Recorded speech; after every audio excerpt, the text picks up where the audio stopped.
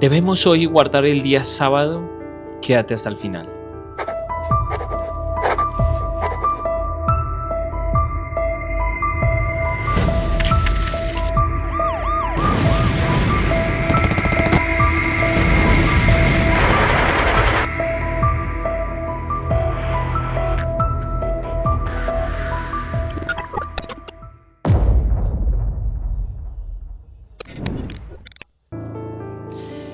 El principio de sola escritura es un principio el cual nos obliga a nosotros a buscar la primera mención de una doctrina para poder entender su propia naturaleza, la naturaleza de la doctrina. El error más común en la teología contemporánea es asumir que el sábado es una institución judía que nació en el monte Sinaí. La Biblia refuta esta idea en sus primeras páginas. Fueron pues acabados los cielos y la tierra y todo el ejército de ellos. Y acabó Dios el día séptimo la obra que hizo y reposó en el séptimo día de toda la obra que hizo. Y bendijo Dios el séptimo día y lo santificó, porque en él reposó de toda la obra que había hecho en la creación. Génesis 2:1. Vamos a hacerle un análisis gramatical en la palabra Shabbat. La palabra hebrea Shabbat proviene de la palabra sábado, literalmente significa cesar, desistir o detenerse. Dios no descansó por fatiga física, según lo que dice Isaías 40:28. Isaías 40:28 afirma que el Creador no se fatiga con cansancio. Dios cesó su obra creativa para establecer un monumento en el tiempo. El verbo aquí crucial es el verbo kadash, que significa apartar para un uso sagrado, separar de lo común o consagrar. Mira, es la primera vez en toda la Biblia que la palabra santo es utilizada. Y curiosamente Dios no santificó un objeto físico ni un lugar geográfico. Dios santificó una institución en el tiempo, el séptimo día. Vamos a hacer un contexto histórico teológico. El sábado fue instituido en el Edén antes de la entrada del pecado, porque la entrada del pecado se refleja en Génesis capítulo 3. Mas cuando Dios descansó el sábado está registrado en Génesis capítulo 2. Y miles de años antes de que existiera el primer judío, o sea Abraham, al ser una ordenanza precaída, o sea antes de la caída, es imposible categorizar el sábado semanal como una sombra ceremonial o un rito tipológico para el perdón de los pecados. Las leyes ceremoniales, por ejemplo, los sacrificios, fiestas anuales, se instituyen después del pecado para apuntar a un redentor futuro. El sábado, en cambio, apunta atrás, es un monumento perpetuo de una creación perfecta. Por lo tanto, su aplicación es universal para toda la raza humana, no exclusiva para una nación del Medio Oriente. Vamos a decodificar la ley del Sinaí, Éxodo capítulo 20 y Deuteronomio capítulo 5. Mira, aunque el sábado existía desde la creación, fue codificado formalmente en el corazón de la ley moral de los 10 mandamientos.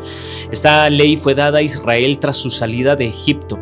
El texto dice: acuérdate del día sábado, el día de reposo, para santificarlo. 6 días trabajarás y harás toda tu obra, mas el séptimo día es reposo para Jehová tu Dios. No hagas en él obra alguna, porque en 6 días hizo Jehová los cielos y la tierra, el mar y todas las cosas que en ellos hay, y reposó en el séptimo día. Por tanto Jehová bendijo el día de reposo y lo santificó. Éxodo capítulo 20, el versículo del 8 al 11.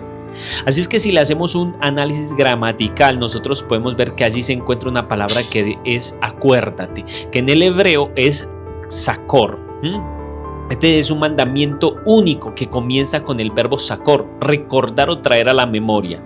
Así es que gramaticalmente es un mandato imperativo que implicaba que la institución ya existía y que había sido olvidado durante los siglos de la esclavitud de Egipto. Dios no dice: a partir de hoy inventaré un día de reposo. Dice: recuerda el día que ya establecí en la creación. Así es que aquí hay una dualidad teológica. Mira, la creación y en la redención, cuando Moisés repite la ley en Deuteronomio capítulo 5, el versículo 12 al 15, la justificación para guardar el sábado cambia sutilmente. En lugar de citar la creación, Moisés dice: acuérdate que fuiste siervo en tierra de Egipto y que Jehová Dios te sacó de allá. Así es que la escritura se interpreta ella misma y revela dos motivos inseparables para guardar el sábado hoy en el siglo XXI. El motivo es la creación, Éxodo 20, que descansamos porque somos criaturas reconociendo a nuestro Creador y renunciando a la ilusión de que nosotros somos dueños de nuestro propio tiempo. Y el segundo motivo es el motivo de la redención, Deuteronomio capítulo 5. Descansamos porque hemos sido redimidos de la esclavitud del pecado y del sistema económico opresivo del mundo. Así es que el sábado es el día de la libertad absoluta. Vamos a un tercer argumento y es la naturaleza de la ley moral. A diferencia de las leyes ceremoniales que fueron escritas por Moisés en un libro y puestas al lado del arca, según Deuteronomio capítulo 31-26, el decálogo fue pronunciado por la voz de Dios, escrito con el dedo de Dios en las tablas de piedra y depositada dentro del arca del pacto, Éxodo 31-18 y Deuteronomio 10-5. Así es que la piedra representa perpetuidad e inmutabilidad, que fue donde Dios escribió con su propio dedo. Así es que vamos a pasar de allí a una revelación profética, el sábado y los gentiles. Un argumento muy común contra la observancia del día literal del sábado en el siglo XXI es que esa ordenanza cesó con el antiguo pacto y que nunca incluyó a los cristianos gentiles, o sea, los no judíos. La hermenéutica gramático-histórica de los profetas destruye esta presuposición.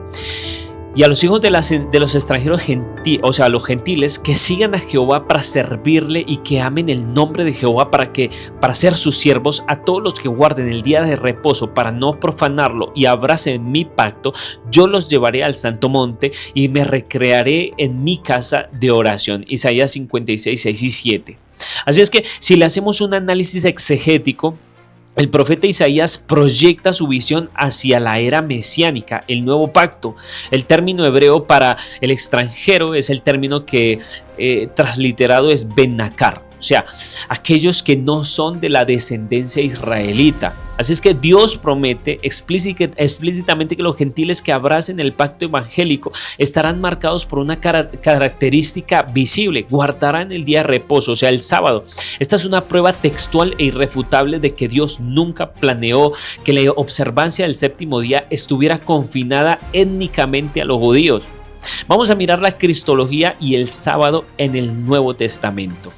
Para poder determinar si el sábado está vigente, obviamente en el siglo XXI, nosotros debemos examinar la vida y las enseñanzas de Jesucristo, el autor y consumador de la fe cristiana. La pregunta es: ¿abolió Jesús el sábado? Vamos al primer argumento. Mira, el conflicto con el legalismo y no con la ley fue lo que marcó la vida de Cristo Jesús, y se registra en Marcos capítulo 2, el versículo 23 al 28, ¿sí? La gran parte de los conflictos que Jesús tenía giraba en parte con los fariseos en torno al sábado. Mira, sin embargo, la exégesis revela que Jesús nunca quebrantó el mandamiento bíblico. Si lo hubiera hecho, habría cometido un pecado según 1 Juan capítulo 3 versículo 4. Lo que Jesús quebrantó fue las leyes orales y las tradiciones rabínicas que habían convertido el día sagrado en una carga insoportable. Así es que el día de reposo fue hecho por causa del hombre y no el hombre por causa del día de reposo. Por tanto, el Hijo del Hombre es Señor aún del día de reposo. Marcos 2, 27 al 28. Por causa del hombre. Vamos a la palabra que se encuentra allí, que es diaton antropon, ¿sí? En griego.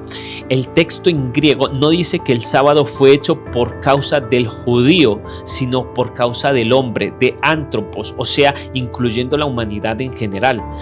Es una confirmación muy directa a Génesis capítulo 2, referencia inmediatamente a Génesis capítulo 2, el Señor del sábado.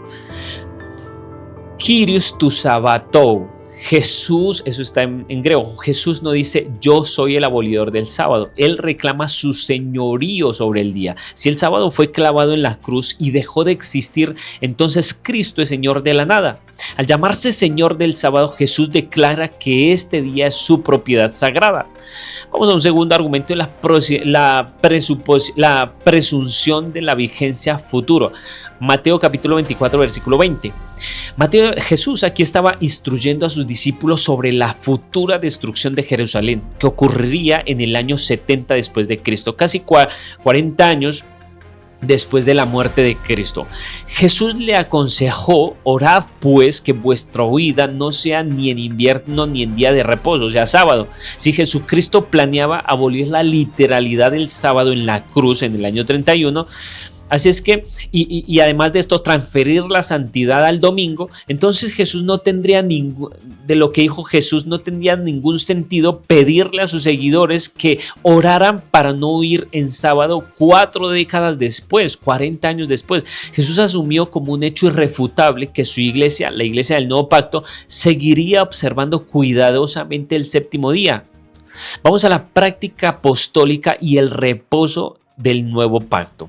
Mira, si la iglesia primitiva entendió que el sábado ya no se debía de guardar y encontraron evidencia histórica y textual en los libros de los Hechos, encontramos, sin embargo, allí en Hechos podemos encontrar exactamente lo contrario. Mira, la costumbre del apóstol de los gentiles en Hechos capítulo 13, 16, 17 y 18, a lo largo de sus viajes misioneros, el apóstol Pablo guardó conscientemente el séptimo día, reuniéndose tanto con judíos como con los gentiles en día sábado. En Hechos capítulo 13, el versículo 42 y 44, Pablo predica en Antioquía. Al salir los judíos, los gentiles les rogaron que el siguiente día de reposo, le hablasen de estas cosas. Si el domingo hubiera sido el nuevo día de oración, Pablo entonces habría dicho: no tienen que esperar hasta el próximo sábado, mejor reúnanse conmigo mañana, el primer día de la semana. Mira, en su lugar, Pablo esperó una semana entera para reunirse con los gentiles en el sábado literal. En Hechos capítulo 17, 2 se establece que adorar en sábado era la costumbre de Pablo, la misma palabra usada para describir la costumbre de Jesús. Lucas capítulo 4, versículo 16. Mira, hay un reposo escatológico y literal que se encuentra en Hebreos 4, del 9 al 10. El texto más profundo sobre la teología del sábado en el Nuevo Testamento se encuentra en la epístola a los Hebreos. El texto dice: por tanto, queda un reposo para el pueblo de Dios, porque el que ha entrado en su reposo también ha reposado de sus obras, como también Dios ha reposado las suyas. Vamos a hacer un análisis gramatical de la palabra sabatismos. Mira, el autor a los Hebreos utiliza un término griego único que no aparece en ningún otro lugar en el Nuevo Testamento. No usa la palabra genérica para descanso katapausis, o usa más bien la palabra sabatismos, que significa literalmente la observancia del sábado o la celebración del séptimo día. El texto griego declara tajantemente: queda por lo tanto una observancia literal del sábado para el pueblo de Dios. Este descanso físico es el símbolo perfecto del descanso espiritual, o sea, cesar de nuestras propias obras para alcanzar la salvación y confiar plenamente en la gracia terminada de Cristo, así como Dios descansó de sus obras en el Edén. Vamos a las refutaciones de las objeciones teológicas del antinomianismo contemporáneo, que suele usar 2 o 3 textos aislados de las epístolas paulinas para argumentar que el sábado fue abolido. Mira, aplicando el principio de la escritura se interpreta a ella misma y el contexto histórico, vamos a abordar los prominentes Colosenses capítulo 2, el versículo 16 y 17. Las sombras y los sábados. Dice allí: por tanto, nadie os juzgue en comida o en bebida, o en cuanto a días de fiesta, lunas nuevas o días de reposo, o sea, sábados. Todo lo cual era sombra de lo que había de venir, pero el cuerpo es de Cristo. Mira, este texto es el más incomprendido sobre el tema. ¿A qué días de reposo se está refiriendo? O sea, sabatón. Se refiere Pablo, el versículo 17, si le hacemos allí una clave hermenéutica que habíamos aplicado, las escrituras interpretan ellas mismas. Pablo declara que las festividades mencionadas en el versículo 16 son una sombra de lo que había de venir, o sea, una sombra profética en la Biblia es una ordenanza tipológica, como por ejemplo sacrificar un cordero, que apunta adelante a la obra redentora de Jesús en la cruz. Hebreos 10:1. Como vimos, mira, en el primer punto de este estudio, el sábado semanal del cuarto mandamiento fue instituido en el Edén antes del pecado. Por simple lógica cronológica y teológica, el séptimo día no puede ser una sombra del perdón de los pecados, porque apuntaba hacia atrás, a una creación terminada, no hacia adelante. Entonces, ¿a qué sábado se refería? ¿Cuáles eran esos sábados de sombra? Pues el Antiguo Testamento en Levíticos capítulo 23, versículo 24, 32 y 39 revela que existen sábados ceremoniales o fiestas anuales. Por ejemplo, el día de la expiación, la Pascua, la trompeta, que requerían derramamiento de sangre y podían caer en cualquier día estos sábados en la semana. Levíticos capítulo 23, el versículo 37 y 38 diferencia explícitamente estas fiestas anuales de los sábados semanales. Allí dice: estas son las fiestas solemnes de Jehová, además de los días de reposo, o sea, los sábados de Jehová. Por lo tanto, mira, Pablo en Colosenses está afirmando que los rituales ceremoniales y los sábados festivos del sistema levítico encontraron su cumplimiento en Cristo, dejando intacto el sábado moral del decálogo. Romanos capítulo 14, el versículo 5 da una diferencia de días. Por ejemplo, allí dice: uno hace diferencia entre día y día, otro juzga todos los días, cada uno esté plenamente convencido en su propia mente. ¿Está Pablo aquí dando licencia para violar el cuarto mandamiento de los 10 mandamientos? Mira, de ninguna manera. En la misma carta de Romanos capítulo 7, versículo 12, Pablo declara: la ley es santa, justa y buena. El contexto de Romanos 14 no es la adoración semanal, sino los conflictos entre los judíos y gentiles que estaban siendo convertidos sobre el ayuno voluntario y también y la dieta. Romanos 14, el versículo 2 y 6. Los judíos tenían días específicos de ayuno, especialmente los lunes y los jueves según la tradición farisaica. Por lo tanto, Pablo aconseja tolerancia respecto a estos días de ayuno voluntario, no sobre la santidad inmutable del séptimo día que fue establecido por el Creador. Mira, hay una falsa institución del domingo. A lo largo de los siglos se ha intentado usar ciertos pasajes para justificar el cambio de la solemnidad del séptimo día al primer día de la semana, o sea, el domingo. La resurrección. Mira, aunque la resurrección de Cristo ocurrió el primer día de la semana, no existe un mandato en el Nuevo Testamento para transferir la santidad del sábado al domingo en honor a la resurrección. No lo hay. El monumento bíblico establecido por Cristo para conmemorar su muerte y resurrección es el bautismo por inmersión. Romanos capítulo 6, el versículo 3 y 4. Y también la Santa Cena o la Cena del Señor. No es un cambio en la ley moral. Hechos capítulo 20, el versículo 7 dice: el primer día de la semana reunió los discípulos para partir el pan. Así es que, según el conteo del tiempo bíblico, los días comenzaban a la puesta del sol. Levíticos capítulo 23, versículo 32. Así es que esta reunión ocurrió la noche del sábado. Lo que para nosotros es sábado por la noche, bíblicamente, ya es el comienzo del primer día. Esto fue una reunión de la despedida excepcional porque Pablo partía el día siguiente. No la instauraron de una manera nueva en una regla litúrgica. ¿Sí? Apocalipsis capítulo 1, el versículo 10 dice: yo estaba en el espíritu en el día del Señor. La Biblia nunca llama el domingo el día del Señor. Mira, la escritura se interpreta ella misma. La pregunta es: ¿cuál es el único día que Dios reclama como suyo en toda la Biblia?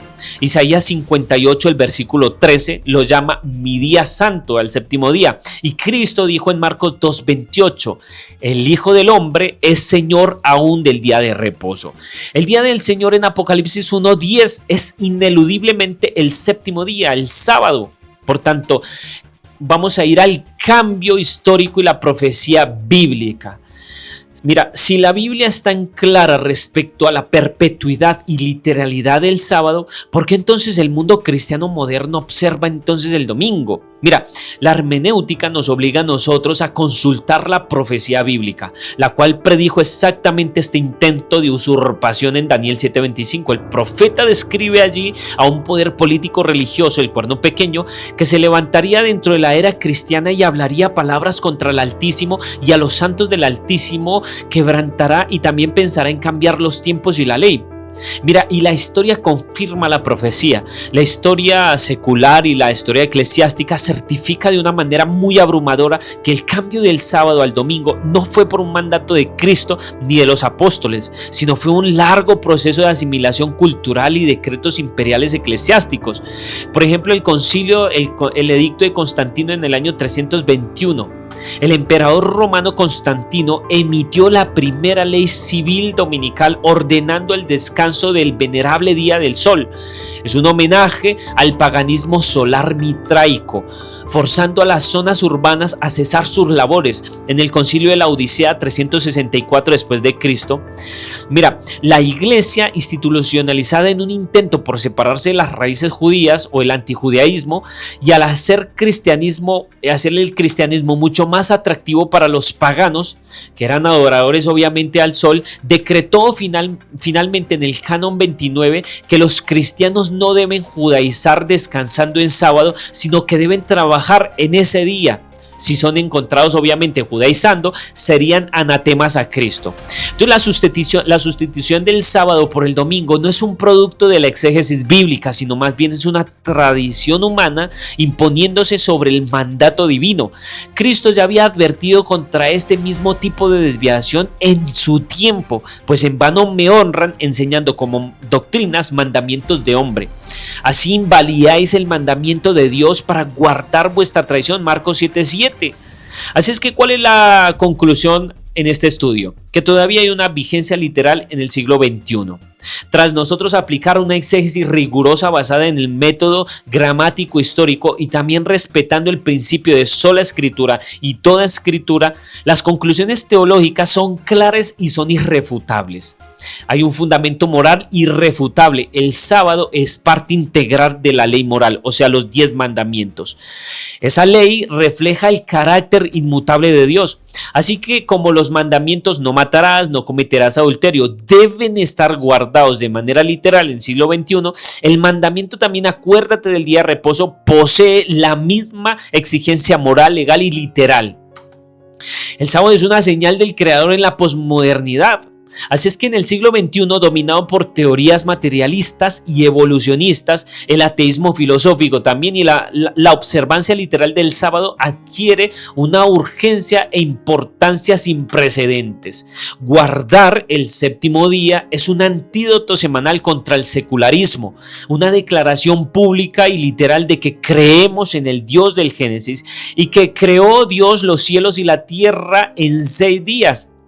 Guardando el sábado, nosotros hacemos una resistencia al sistema económico mundial.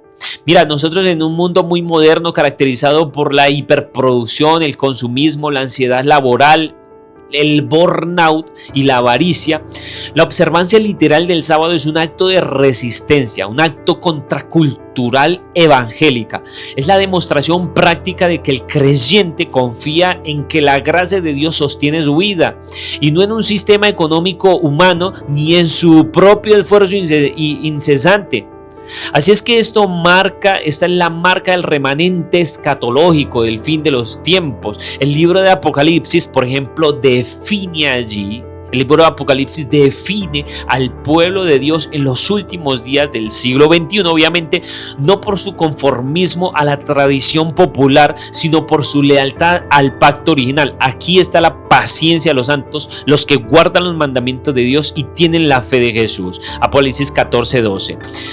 Así es que la respuesta a la pregunta central, ¿se debe guardar y observar de manera literal el séptimo día en el siglo XXI?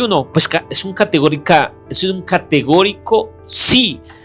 El sábado no es un relicario judío ni una sombra clavada en la cruz. Es el santuario de Dios en el tiempo, un regalo de gracia concedido en el Edén, reafirmado en el Sinaí y observado por Cristo y ratificado por los apóstoles y diseñado para ser un oasis de comunión y también de reposo literal para cada creyente que habita en las turbulentas aguas del siglo XXI. Hasta que ese reposo se consuma en los cielos y en la tierra, porque en los cielos nuevos y en la tierra renueva también se va a guardar el sábado, Isaías 66, versículo 22 y 23. Así es que aceptar el sábado hoy no es un acto de legalismo para ganar la salvación, sino es la respuesta más profunda de amor y obediencia de un corazón redimido por la sangre de Jesucristo y el único verdadero Señor del sábado.